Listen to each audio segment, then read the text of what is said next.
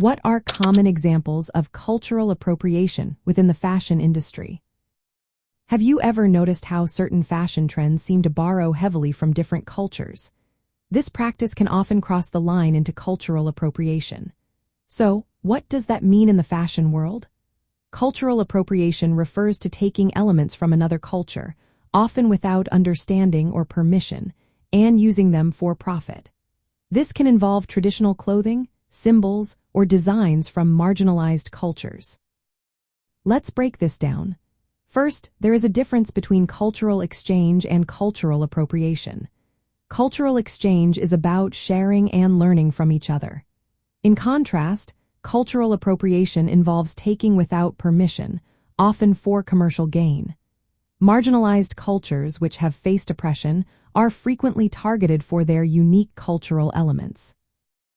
Now, let's look at some specific examples. One common instance involves indigenous designs. Luxury brands sometimes use traditional patterns and motifs from indigenous cultures without acknowledging their significance. This not only erases cultural identities but also perpetuates stereotypes. Another example is traditional clothing. Brands have been known to replicate garments like the kimono from Japan or the sari from India without understanding their cultural context. This can lead to misusing garments that hold sacred meanings. Cultural symbols also fall into this category. Fashion brands often use symbols like Native American headdresses or African tribal patterns as mere accessories.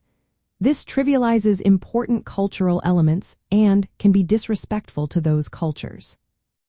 From an anthropological perspective, cultural appropriation in fashion highlights issues of power dynamics and representation. It often involves the exploitation of marginalized cultures by more powerful groups.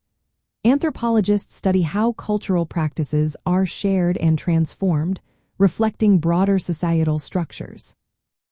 In the context of human behavioral ecology and innovation and diffusion anthropology, understanding cultural appropriation helps analyze how cultural innovations are adopted across societies.